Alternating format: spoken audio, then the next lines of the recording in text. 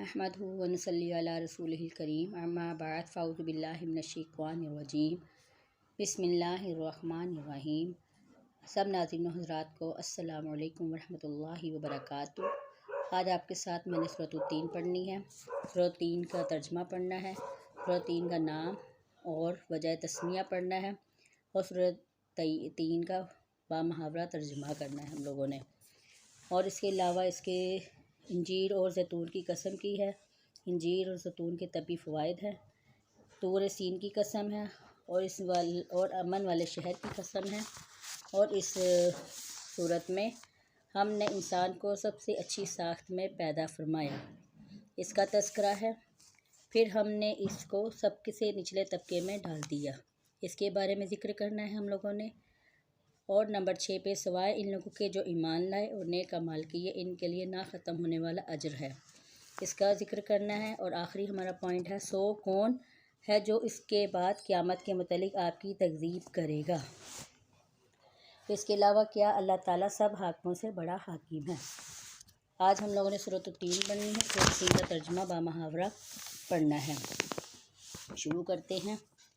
अऊज़ु बिल्लाहि मिनश्शैतानिर रजीम बिस्मिल्लाहिर्रहमानिर रहीम वत्तीनि वज़्ज़ैतून वतूरि सीनीन वहाज़ल बलदिल अमीन लक़द ख़लक़नल इंसान फ़ी अहसनि तक़वीम सुम्मा रददनाहु अस्फ़ल साफ़िलीन इल्लल्लज़ीना आमनू व अमिलुस्सॉलिहाति फ़लहुम अज्रुन ग़ैरु ममनून वमा युकज़्ज़िबुक बअदु बिद्दीन अलैहिस्सलाहु बिअहकमिल हाकिमीन।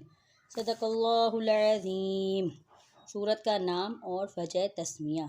इस सूरत का नाम तीन है क्योंकि इस सूरत के शुरू में तीन का जिक्र है। और वो आयत ये है, वत्तीनि वज़्ज़ैतून। इमाम बहकी ने हज़रत इब्न अब्बास रज़ियल्लाहु अन्हु से रवायत फरमाया कि ये सूरत मक्का में नाजिल हुई। जैसा कि इस सूरत की आयत नंबर 3 से ये बात बिल्कुल वाज़िह ज़ाहिर होती है।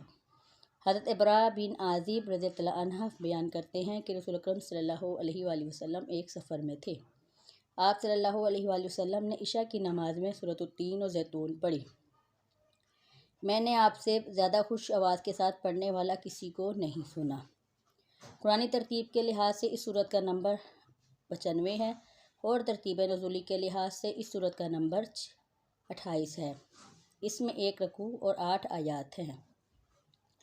सूरत तीन के मज़ामीन। 1 से 4 सूरत के मज़ामीन में बयान किया गया है कि बनी नू इंसान के अशरफुल मखलूक़ात होने का बयान है। 5 से 6 आयात में है कि अल्लाह ताला ने इंसान को बेहतरीन सूरत पर पैदा किया, लेकिन अगर वो तौहीद और रसूल अकरम सल्लल्लाहु अलैहि वसल्लम की तस्दीक ना करे तो अल्लाह तबारक इसको दोज़ख के सबसे निचले तबके में डाल देगा।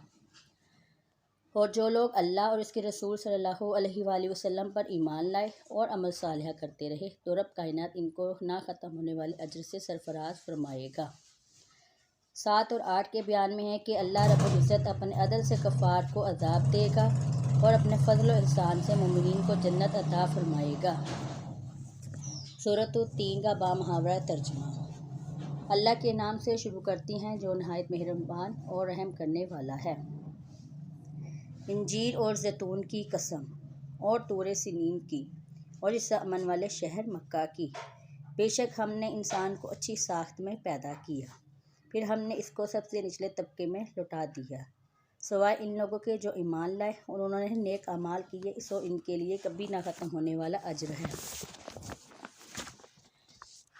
सो कौन है जो इसके बाद क़यामत के मुतालिक आपकी तकज़ीब करेगा।